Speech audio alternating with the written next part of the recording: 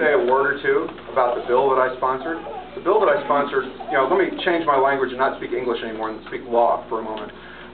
The bill that I sponsored had to do with the fact that it was about the case called the Goodsell case. Goodsell was a rapist. He committed every element of rape, and he got set free on a technicality.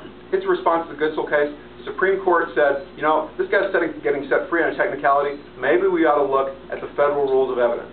The only thing that I did was I sponsored that bill, I brought it in front of a committee, I never even asked for a vote because somebody objected to it and pointed out that it might cause more problems.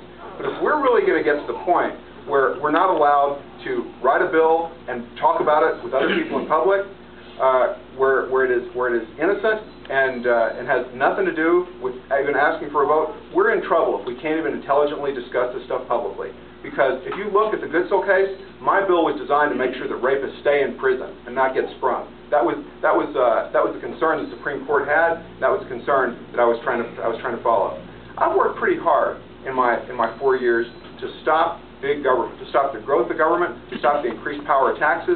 I think that there are perhaps more differences than us than on the social issues, and I don't really see any fundamental differences between us on the social issues, except your crime vote. So I am concerned about big government. I'm concerned about secrecy in government. I passed a number of laws to block secrecy in government. I managed to pass a law that was going to block secret exemptions to our Freedom of Information Act. And that's something that enraged a lot of legislators who had the habit of putting special language into our bills so that they could keep things concealed. I was able to pass that, and that's a victory against big government. I worked hard to help pass the tax cuts that we passed through the House.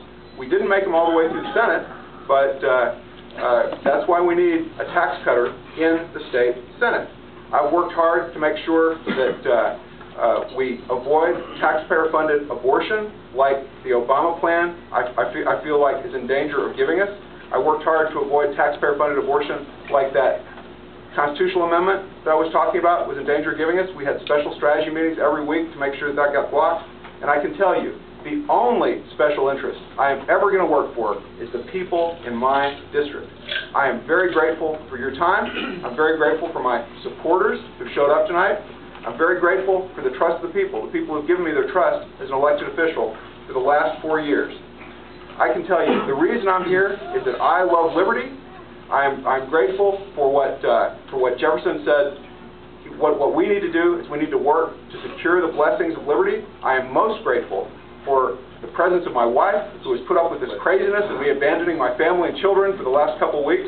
My wife is here. She is my main campaign contributor. Thank you for coming tonight, honey. I love you, and I'm grateful for Jeremy for putting up with all this craziness. So thank you all for coming tonight. I can't tell you how much I'm looking forward to the end of this primary in 26 days. Almost as much as I'm sure you're looking forward to the end of my talk. 44 seconds to go, but you can have it. Thanks.